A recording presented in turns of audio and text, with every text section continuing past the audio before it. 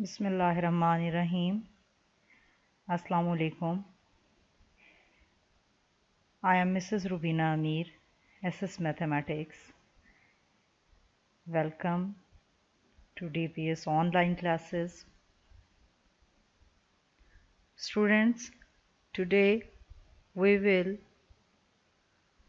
learn about matrices and determinants.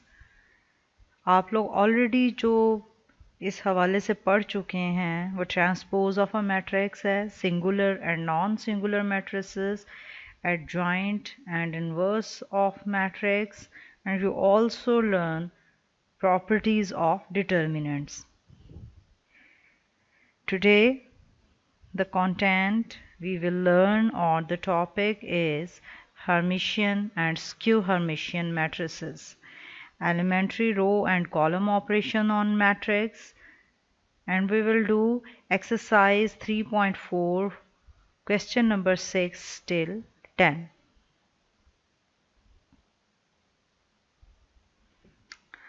First of all, we will learn what is Hermitian matrix.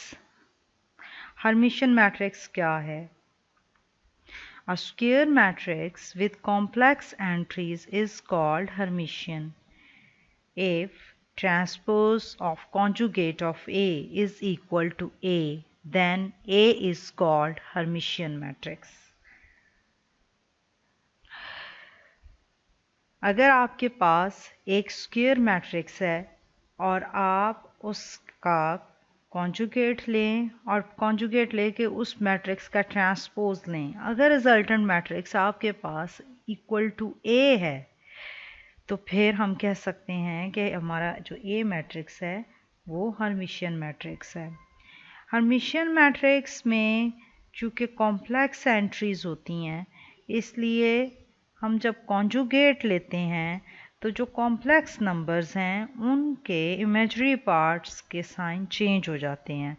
आप लोगों को पता है कि कॉन्जुगेट लेने से रियल पार्ट पे कोई फ़र्क नहीं पड़ता, या रियल नंबर्स जो होते हैं वो सेल्फ कॉन्जुगेट होते हैं, उनमें कोई चेंज नहीं आता। चेंज कहाँ आता है? कॉम्प्लेक्स नंबर का जो इमेजरी पार्ट है उसमें साइन चेंज होता है।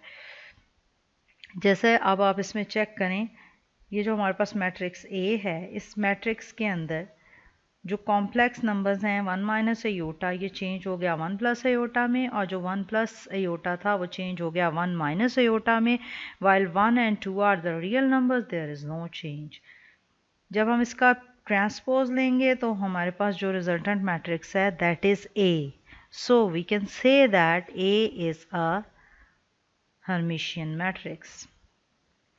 Now, what is skew Hermitian matrix?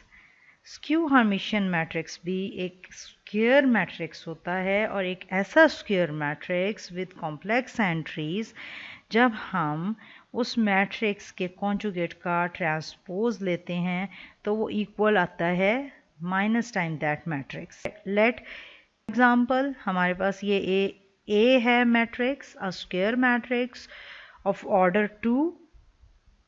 इसमें कॉम्प्लेक्स एंट्रीज हैं हमारे पास 2 minus 3 iota minus 2 minus 3 iota. हम सबसे पहले क्या करेंगे? इसका कॉन्जुगेट लेंगे। कॉन्जुगेट लेने से कॉम्प्लेक्स जो एंट्रीज हैं उनमें इमेजरी पार्ट्स के साइंस जो होंगे वो चेंज हो जाएंगे। आफ्टर टेकिंग ट्रांसपोज हमारे पास ये मैट्रिक्स हम गेन करते हैं। हम इसमें से ऑब्ज़र्व करें तो इसमें से -1 कॉमन ले लिया जाए तो बाकी जो एंट्रीज हैं जो वो क्या फॉर्म करती हैं, वो मैट्रिक्स ए के इक्वल है। So transpose of conjugate of A is equal to minus A, hence A is a skew Hermitian matrix. Now we solve question number 6, part number 1 of exercise 3.4. If A is equal to iota 1 plus iota 1 minus iota, then show that A plus transpose of conjugate of A is Hermitian matrix. अब इसको solve करने के लिए हमें किन steps को follow करना पड़ेगा? फर्स्ट ऑफ ऑल हम अपने ए मैट्रिक्स का कॉन्जुगेट लेंगे। After taking conjugate we will take its transpose. जब हमारे पास ट्रांसपोज आता है तो हम सम करेंगे, सम फाइंड आउट करेंगे A and transpose of conjugate of A का।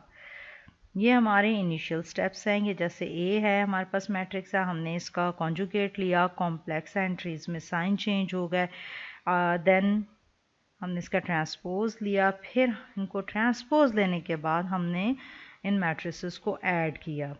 एडिशन के बाद हमारे पास जो रिजल्टेंट मैट्रिक्स है वो आपके सामने है। जीना है कि sum of A and transpose of conjugate of A is Hermitian. इसके लिए हमें क्या प्रूव करना पड़ेगा? हमें ये प्रूव करना पड़ेगा कि sum of A and transpose of conjugate of A is Hermitian. For that हम ये प्रूव करेंगे कि अगर हम इस मैट्रिक्स का कॉन्जुगेट लेके उसका ट्रांसपोज लेते हैं तो it should be equal to A plus transpose of conjugate of A. अगर हम ये स्टेटमेंट प्रूव करते हैं तो हम ये कह सकते हैं कि जो मैट्रिक्स है this is Hermitian matrix. So we start from left side, left hand side में जो हमारा मैट्रिक्स है जो हमने फाइंड आउट किया हुआ है सम, हम उसका कॉन्जुगेट लेंगे। After taking conjugate we will take transpose and after taking transpose हमें जो मैट्रिक्स मिलता है वो बाय इक्वेशन 1, अगर आपने जो प्रीवियस इक्वेशन जो फाइंड आउट जिसको हमने नेम दिया था 1 का उसको देखें, this is sum of A and transpose of conjugate of A, and this is equal to right hand side. Thus sum of A and transpose of conjugate of A is Hermitian matrix. Now we will solve second part of question number 6. In this part हमें क्या prove करना है? हमें A matrix given है, we have to show that A minus transpose of conjugate of A is skew Hermitian. इस A था, A का conjugate लिया, कॉम्प्लेक्स एंट्रीज के साइन चेंज किए हैं हमने। After changing the sign of complex entries और after taking conjugate of A हम उसका ट्रांसपोज लेंगे। जब हम उसका ट्रांसपोज लेंगे तो ट्रांसपोज के बाद नेक्स्ट स्टेप होगा difference. A minus transpose of conjugate of A find out करेंगे, और ये हमने जब फाइंड आउट किया तो हमारे पास एक रिजल्टेंट मैट्रिक्स बना जिसे हमने इक्वेशन नंबर 2 से जाहिर किया। Now A minus transpose of conjugate of A is skew Hermitian if, यहाँ हमने जो डेफिनेशन स्क्यू हर्मिशियन की पढ़ी थी कि अगर हम किसी मैट्रिक्स को कॉन्जुगेट लें और फिर उसका ट्रांसपोज लें, अगर हमारे पास जो रिजल्टेंट मैट्रिक्स है वो equal to minus that matrix आता है तो फिर हम उसको कहेंगे दिस इज स्क्यू हर्मिशियन। इसके लिए हम लेफ्ट हैंड साइड लेते हैं। लेफ्ट हैंड साइड में जो हमारे पास रिजल्ट है उसको हम यूज़ करेंगे। हम सबसे पहले उसका कॉन्जुगेट लेंगे, कॉन्जुगेट लेने के बाद ट्रांसपोज कैलकुलेट करेंगे। ट्रांसपोज जब हमने ले लिया तो इसमें से आप -1 कॉमन लें, जो आपके पास रिमेनिंग मैट्रिक्स आता है वो क्या है? वो A minus transpose of conjugate of A है। तो हम इस इक्वेशन के अकॉर्डिंग जो हम ऑलरेडी प्रीवियस फाइंड आउट कर चुके हैं, हमने equation number by equation number 2 हम ये बात कह सकते हैं A minus transpose of conjugate of A is skew Hermitian.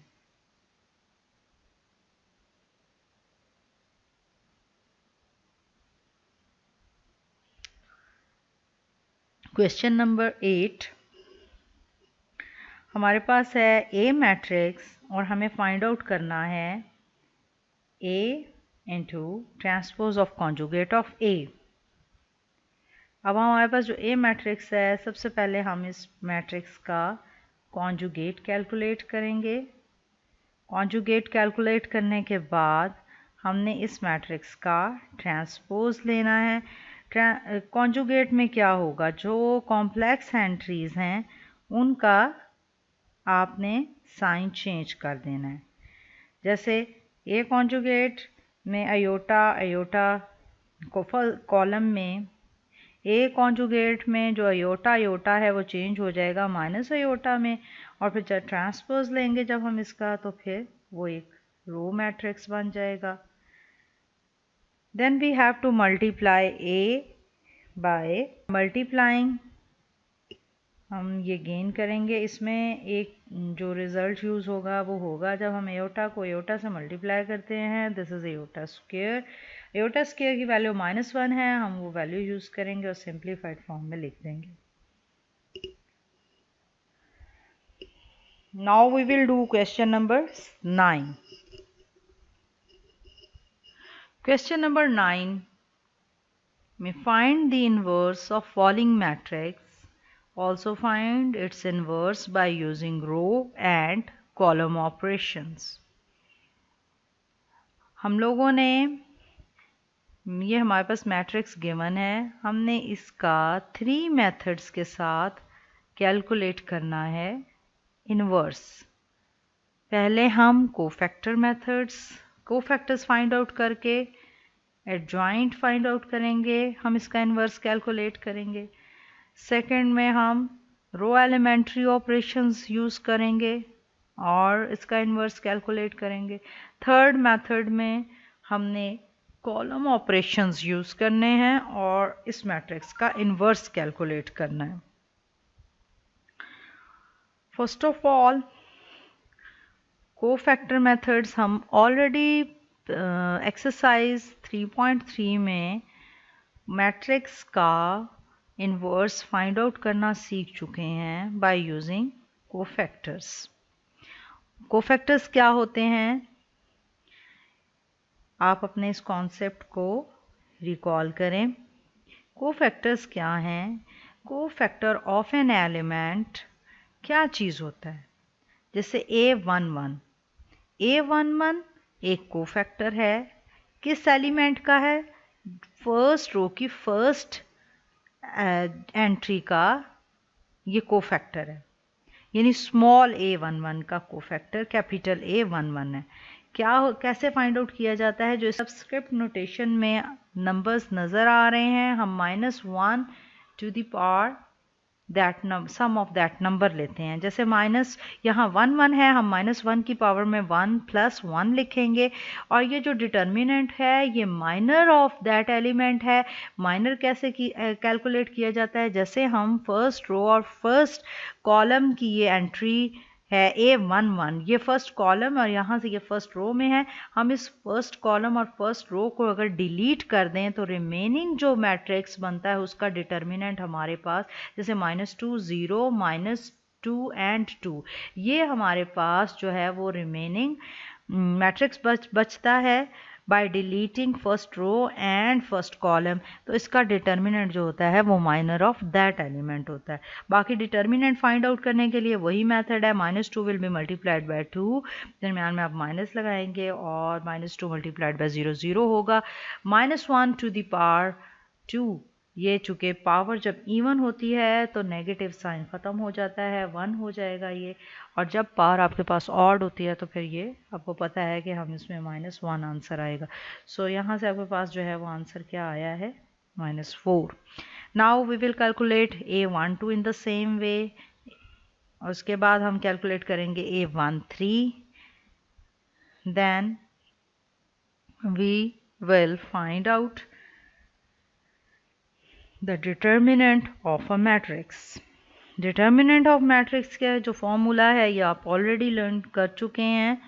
A11 यानी element multiplied by it's cofactor, element और उसका कोफैक्टर, फिर इनको सम अप किया जाता है।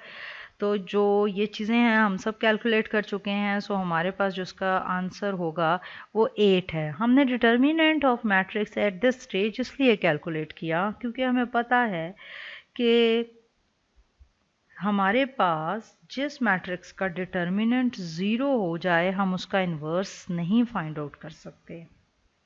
सो as it is 8, this is not equal to 0, this implies A inverse exist. अगर A inverse exist करेगा तो हम फिर उसको फाइंड आउट करेंगे। अगर हमारे पास ए इन्वर्स एग्जिस्ट, अगर ये डिटर्मिनेंट 0 हो जाए तो फिर इन्वर्स एग्जिस्ट नहीं करता। सो हम अपने रिमेनिंग जो कोफैक्टर्स हैं उनका प्रोसेस कंटिन्यू करेंगे। पहले हमने A11, A12, A13 कैलकुलेट किए, अब हम A21, A22, A23 कैलकुलेट करेंगे। फिर हम उसके बाद A31, A32, A33 कैलकुलेट करेंगे by the same method, then we will find matrix of cofactors of elements. A capital A11, A12, इन सब की जो वैल्यूज़ हमने कैलकुलेट की हैं हम वो इन मैट्रिक्स में डालेंगे। Then we will calculate adjoint. Adjoint क्या होता है? एडजॉइंट होता है कोफैक्टर के मैट्रिक्स, जो हम मैट्रिक्स फाइंड आउट करते हैं मैट्रिक्स ऑफ कोफैक्टर्स, उसका ट्रांसपोज ले लिया जाए तो this is called adjoint of that matrix. जो आपके सामने है, पहले हमने कोफैक्टर का जो मैट्रिक्स था, कोफैक्टर का मैट्रिक्स लिखा, फिर हमने उसका ट्रांसपोज लिया। ट्रांसपोज लेने के बाद हम लोगों ने अब अपना डिटर्मिनेंट हमें पता है कि 8 है। ए इनवर्स का जो है फॉर्मूला यूज़ करेंगे, adjoint of A over determinant of A, this is equal to adjoint of A over determinant of A. फिर उसमें हमारे पास जो एडजॉइंट ऑफ ए है, हम उसकी सब एंट्रीज को 8 से डिवाइड करेंगे, this is called A inverse. ये था हमारे पास फर्स्ट मेथड। अब हम सेकंड मेथड जो है वो एलिमेंट्री रो ऑपरेशन है, जिसे हमने ए इनवर्स फाइंड आउट करना है। Before using this method elementary row operations आपको जो है वो आप लोगों के साथ डिस्कस करूँगी कि कौन से elementary row and column operations हैं जो हम यूज़ कर सकते हैं मैट्रिसेस के ऊपर to find inverse of that matrix. Following are elementary row and column operations. Number 1, interchanging any two rows or columns. Number 2, multiplying any row or column by non-zero number. And number 3, adding a multiple of one equation to another row or column. ये तीन operations हैं जो हम अब use करेंगे। सबसे पहले ये कि हम जब हम रो ऑपरेशंस यूज़ करेंगे तो हम कोई सी दो रोज़ को इंटरचेंज कर सकते हैं। जब हम कॉलम ऑपरेशंस यूज़ करेंगे तो हम एनी टू कॉलम्स इंटरचेंज कर सकते हैं। सेकेंडली, हम किसी रो या किसी कॉलम को नॉन ज़ीरो नंबर से मल्टीप्लाई भी कर सकते हैं। थर्ड ये है कि हम किसी रो या कॉलम को किसी नंबर से मल्टीप्लाई करके किसी कॉलम या रो में ऐड कर सकते हैं। Now we find A inverse by using row operations.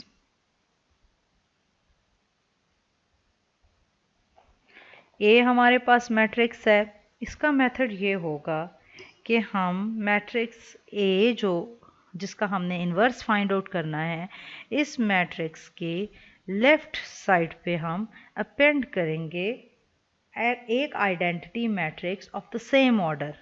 जो ए का ऑर्डर है उसी ऑर्डर का आइडेंटिटी मैट्रिक्स, जो ए का ऑर्डर है उसी ऑर्डर का आइडेंटिटी मैट्रिक्स हम ए मैट्रिक्स के लेफ़्ट साइड पर अपेंड करेंगे।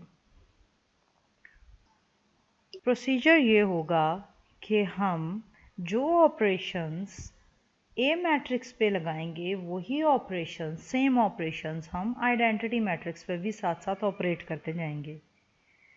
हमने जो है वो ए इनवर्स का कैलकुलेट करना है ए मैट्रिक्स का। हम ये ऑपरेशंस इस तरह लगाएंगे कि हमारे पास जो ए मैट्रिक्स है वो आइडेंटिटी मैट्रिक्स में चेंज हो जाए। तो वो सेम ऑपरेशन जब हम आइडेंटिटी मैट्रिक्स पे भी लगाते चले जाएंगे तो जो एंड में हमें रिजल्टेंट मैट्रिक्स मिलेगा, जो आइडेंटिटी की मैट्रिक्स जो एक फॉर्म गेन कर चुका होगा, that is inverse of a matrix. और जब भी कोई मैट्रिक्स जो है वो by operating row elementary row, जब भी कोई मैट्रिक्स इस तरह गेन किया जाए कि उसमें हमने एलिमेंट्री रो ऑपरेशंस लगाए हैं, तो these matrices are row equivalent. These matrices are called row equivalent matrices.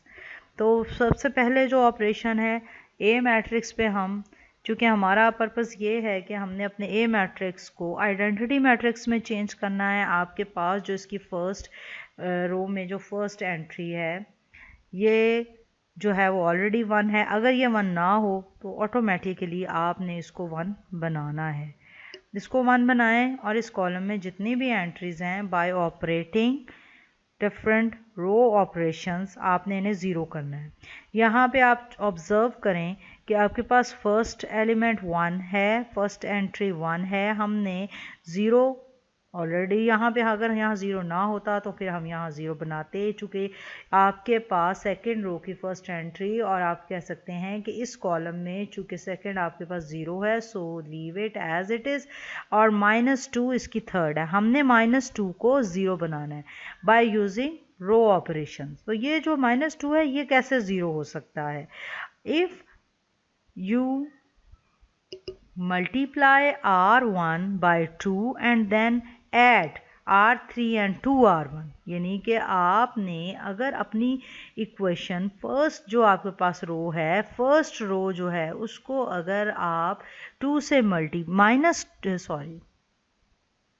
First row जो है अगर आप उसको 2 से मल्टीप्लाई करें और फिर उसे ऐड कर दें थर्ड रो में, तो ये होगा कि आपके पास फर्स्ट कॉलम की थर्ड लास्ट जो एंट्री है वो क्या हो जाएगी? ज़ीरो हो जाएगी। और यही हमने बनाना है, यही हमारा एम है।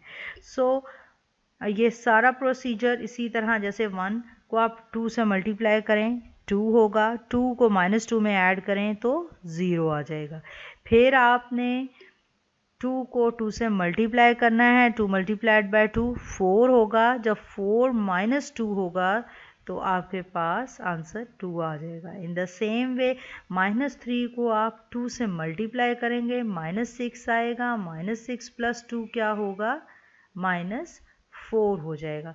सेम यही ऑपरेशंस आपने जो आपके पास एक आइडेंटिटी मैट्रिक्स है आपने इस पे भी इसी तरह लगाने हैं। इसकी जो फर्स्ट रो है इसमें फर्स्ट एलिमेंट आपके पास जो फर्स्ट रो है इसमें फर्स्ट एंट्री जो है वो आपके पास 1 है। आप इसे 2 से मल्टीप्लाई करें। 1 को 2 से मल्टीप्लाई करने के बाद हमने इसको थर्ड रो के फर्स्ट एंट्री में ऐड करना है। थर्ड रो में ऐड करने ये कंसेक्टिव इन्हें मल्टीप्लाई करते जाएंगे। सबसे पहले हम 1 को 2 से मल्टीप्लाई करेंगे, 2 आएगा, 2 + 0 2 होता है तो हमने यहाँ 2 लिख दिया। फिर हमने क्या करना है, 0 को 2 से मल्टीप्लाई करेंगे, सो 0 होगा, 0 + 0 0 होगा। फिर हम क्या करेंगे, फिर हम लोगों ने 0 को 2 से मल्टीप्लाई करना है और उसको 1 में ऐड करना है, तो हमारे पास रिज़ल्ट जो होगा 1 होगा। मीन्स जो ऑपरेशंस हम यहाँ पे इस मैट्रिक्स ए पे यूज़ करेंगे सेम एज हमने उसको आइडेंटिटी मैट्रिक्स पे भी उसी तरह ऑपरेट करना है। सो ये फिर रो इक्विवेलेंट मैट्रिसेस होंगे। नेक्स्ट हमारा अब क्या होगा कि हमने ए मैट्रिक्स को, चूँकि हमने आइडेंटिटी मैट्रिक्स बनाना है, सो हम सेकंड कॉलम में सेकंड एंट्री को ऑब्जर्व करेंगे जो कि हमारे पास -2 है। It should B 1।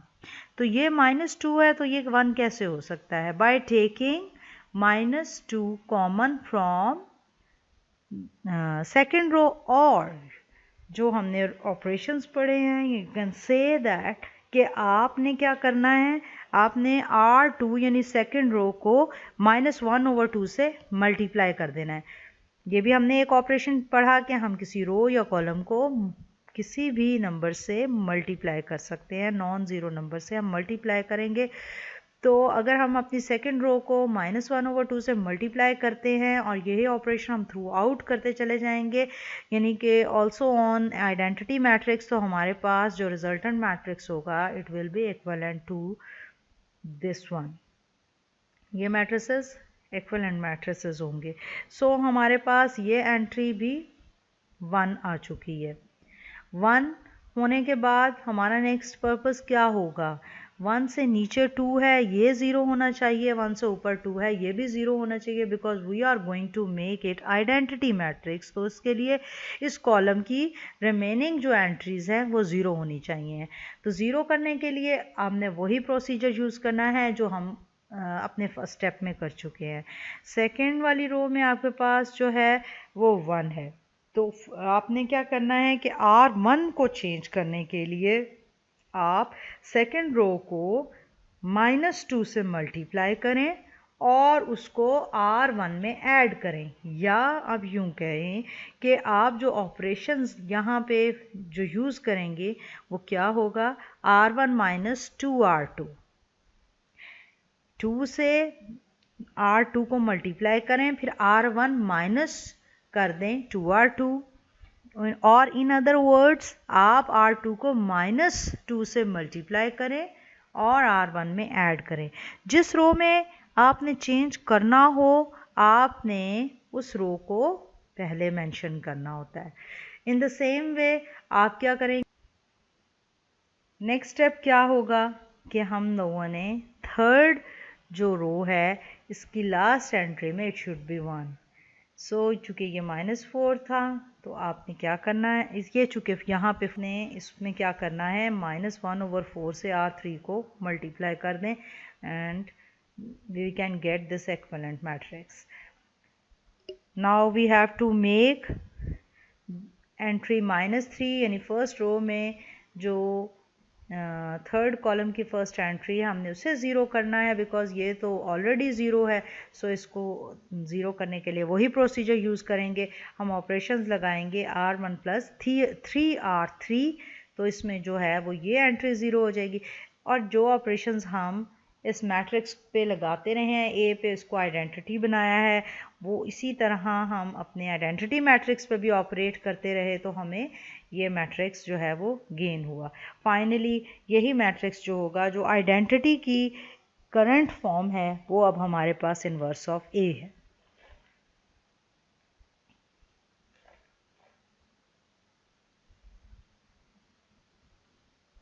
अब हम इन्वर्स फाइंड आउट करेंगे बाय यूजिंग कॉलम ऑपरेशन।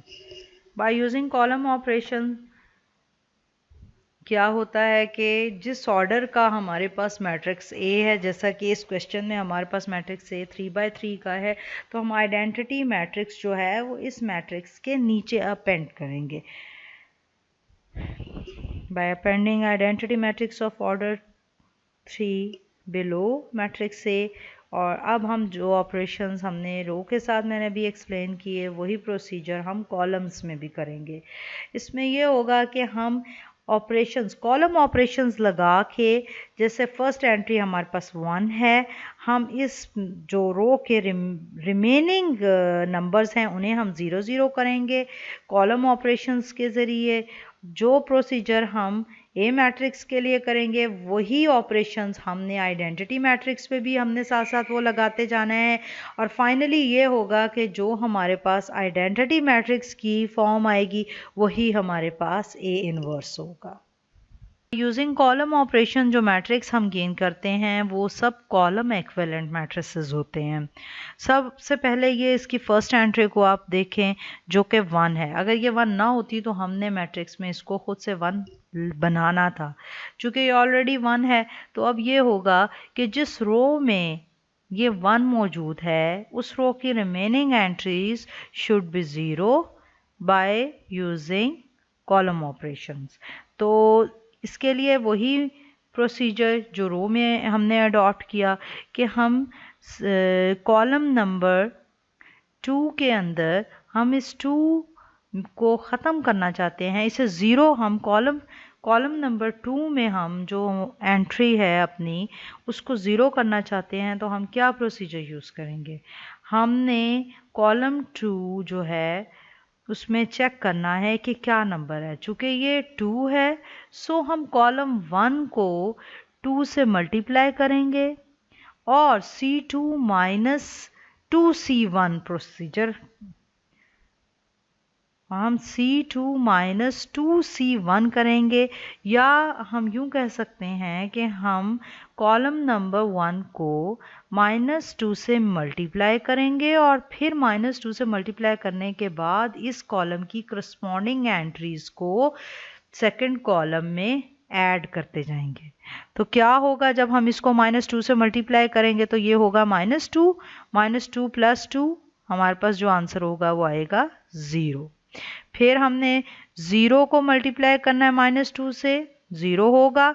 जब हम उसे ऐड करेंगे -2 के अंदर तो क्या हो जाएगा, वो -2 ही रहेगा। इसी तरह हमारे पास जो -2 है, जब ये मल्टीप्लाई होगा -2 से तो क्या होगा, 4 में से जब हम करेंगे -2 को करेंगे तो हमारे पास जो आंसर आएगा वो होगा 2। अब यही प्रोसीजर हमने आइडेंटिटी मैट्रिक्स पे भी लगाने हैं। जब हम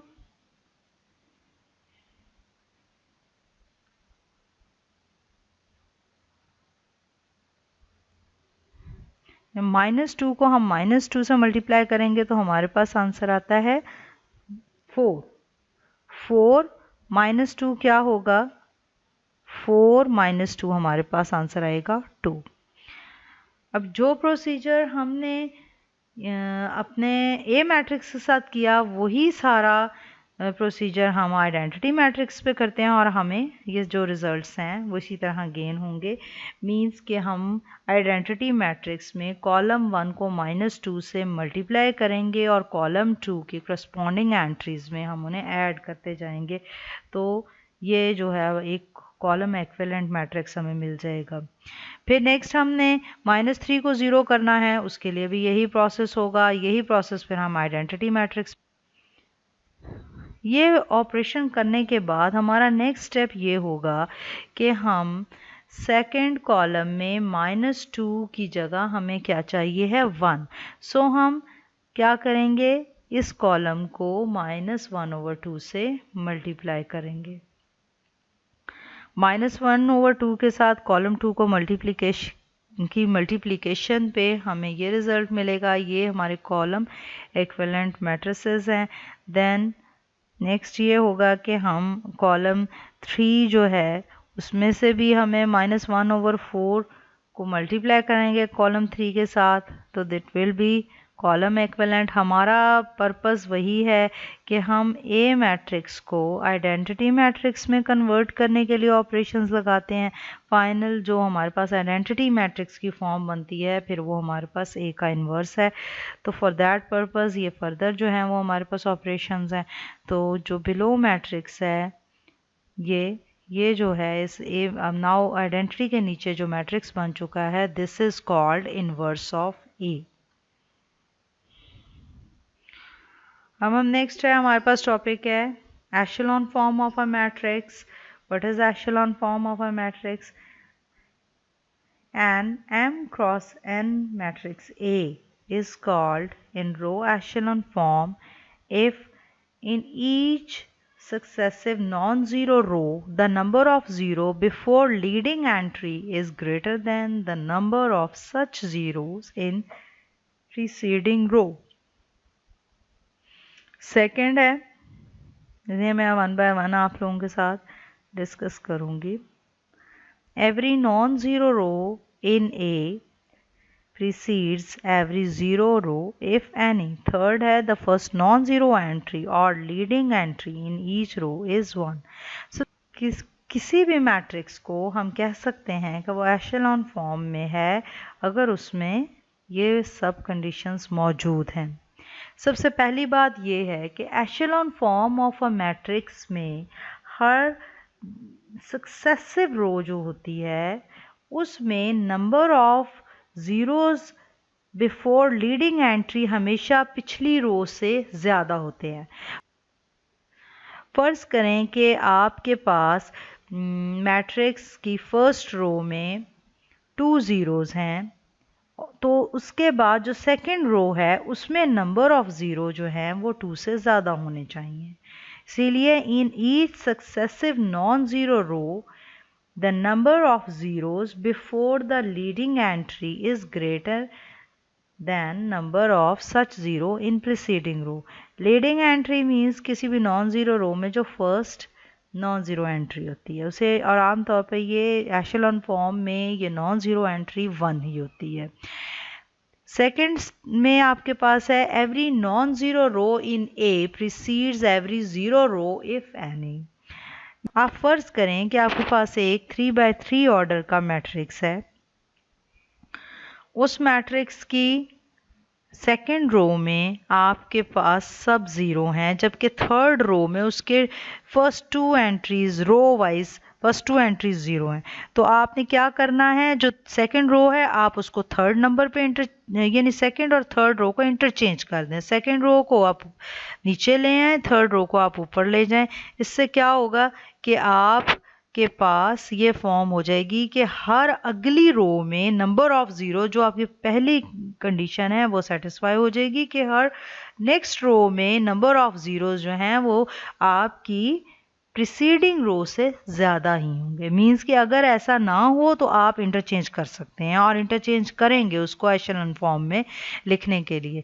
और लास्ट वन ये है कि the first non zero entry, जो पहली नॉन ज़ीरो एंट्री है किसी भी रो में, वो क्या होगी, वो 1 होगी। जैसे कि ये आपके पास मैट्रिक्स है, इसमें फर्स्ट तो है 1 2 3 4, सेकंड जो है वो उसमें 2 ज़ीरोज़ हैं, उसके बाद फर्स्ट नॉन ज़ीरो एंट्री आपके पास लीडिंग एंट्री आपके पास 1 है, और थर्ड रो में आपके पास नंबर ऑफ ज़ीरो जो है वो प्रीसीडिंग रो के मुकाबले में ज़्यादा हैं। ये यहाँ 2 हैं, यहाँ 3 हैं, और फर्स्ट नॉन ज़ीरो एंट्री इसकी 1 है।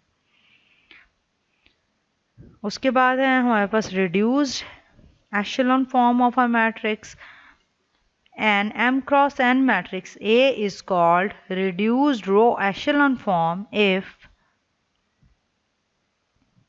it is in row echelon form and first non-zero entry or leading entry in Ri lies in Cj, then all other entries of Cj are 0. अब इसका मतलब ये है कि जिस भी रो में आपके पास 1 आ रहा है वो पूरे अदर देन 1 वो पूरे का पूरा कॉलम 0 होना चाहिए। अगर ऐसा हो जाता है तो this form of matrix is called reduced echelon. आप यहाँ पे ऑब्जर्व करें, सबसे पहले आपके पास 1 है तो 1 से नीचे बाकी सब 0 है। सेकंड में आपके पास नॉन ज़ीरो जो है फर्स्ट नॉन ज़ीरो एंट्री या लीडिंग एंट्री 1 है, थर्ड कॉलम में ऑब्जर्व करें तो इसके इस 1 के ऊपर और नीचे यानी इस कॉलम में बाकी सारी एंट्रीज जो हैं वो क्या हैं, वो 0 हैं।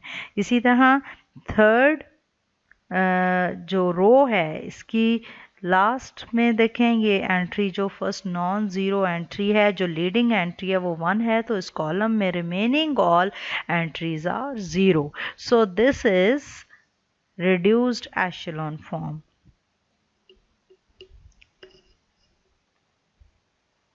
Now rank of a matrix. What is rank of the matrix? Now what is rank of matrix? Rank of a matrix is number of non-zero rows in reduced echelon form. Let A be non-zero matrix if R is the number of non-zero rows when it is reduced to reduced row echelon form is called rank of the matrix. यहाँ पे ये देखें, इसकी example है। इसमें number of non zero rows, first जो है वो नॉन ज़ीरो रो है, सेकंड जो है वो नॉन ज़ीरो रो है, और थर्ड जो है वो 0 रो है। सो इस reduced echelon form of a matrix के अंदर number of non zero rows जो हैं वो 2 हैं, दैट्स वाई इस मैट्रिक्स का रैंक 2 है। अब हम देखते हैं कि क्वेश्चन नंबर 10 क्या है। Find the rank of the following matrix. अब बस ए मैट्रिक्स है, हमने इसको कन्वर्ट करना है रिड्यूस्ड एशेलॉन फॉर्म में। रिड्यूस्ड एशेलॉन फॉर्म में हम जब इसे कन्वर्ट करेंगे तो कन्वर्जन के बाद जितनी नंबर ऑफ नॉन ज़ीरो रोज़ होंगी वही इस मैट्रिक्स का जो होगा वो रैंक होगा। और रिड्यूस्ड एशेलॉन फॉर्म बनाने का जो है रूल है वो हम सारे एलिमेंट्री रो ऑपरेशंस उस पर यूज़ कर सकते हैं, एलिमेंट्री कॉलम ऑपरेशंस यूज़ हो सकते हैं। मींस हमने उसको उस मैट्रिक्स को हमने रिड्यूस करना होता है रिड्यूस्ड एशेलॉन फॉर्म में बाय यूजिंग दीज ऑपरेशंस। तो सबसे पहले हमारा जो पर्पस होगा वो ये होगा कि जो फर्स्ट एंट्री है ये जिस कॉलम में है उसके बाकी रिमेनिंग उसमें जो जो फर्स्ट एंट्री है वो जिस नॉन ज़ीरो जो लीडिंग एंट्री है 1 ये जिस कॉलम में है उसकी रिमेनिंग एंट्रीज शुड बी 0। तो by using the operation R2 minus 2R1 and R3 minus 3R1 हमारे पास ये दो एंट्रीज जो हैं वो 0 हो चुकी हैं। इसके बाद हम देखते हैं next, this is row equivalent to previous matrix by taking by multiplying -1/4 R2। उसके बाद हमने क्या करना है कि ये जो -1 है और 4 है हमने बाय यूजिंग ऑपरेशंस इनको 0 0 बना देना है। हमारे R1 प्लस R2 ऑपरेशंस हैं, R3 माइनस 4 R2 हैं, ये दो ऑपरेशंस हैं। By using these two operations हम जो non zero leading entry of second row है ये जिस कॉलम में है उसकी रिमेनिंग एंट्रीज हमारे पास 0 हो चुकी हैं। उसके बाद नेक्स्ट स्टेप में हमने क्या करना होता है कि जो हमारे पास थर्ड रो है उसमें हमने जो फर्स्ट नॉन ज़ीरो एंट्री होती है हमने उसमें उसको 1 बनाया है। The further thing is this कि हम इस रो यही रो ऑपरेशन यूज़ करके 1/4 और 5/4 को ज़ीरो कर लें। तो अगर हमने चूँकि इस क्वेश्चन के अंदर हमने बताना है rank of the matrix and this is understood कि यहाँ से फैसला हो गया कि कितनी नॉन ज़ीरो रोज़ होंगी।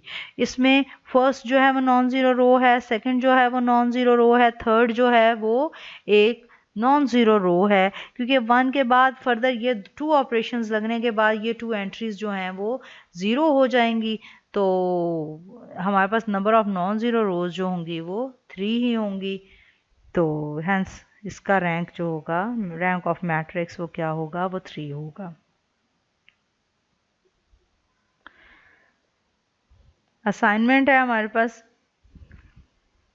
असाइनमेंट है। नाउ असाइनमेंट आप लोगों ने जो करने हैं वो एक्सरसाइज 3.4 में क्वेश्चन नंबर 7 करना है, क्वेश्चन 9 के सेकंड थर्ड पार्ट, 10 का सेकंड थर्ड पार्ट। क्वेश्चन 9 का सेकंड थर्ड पार्ट है, क्वेश्चन नंबर 10 का सेकंड और थर्ड पार्ट है। Thank you.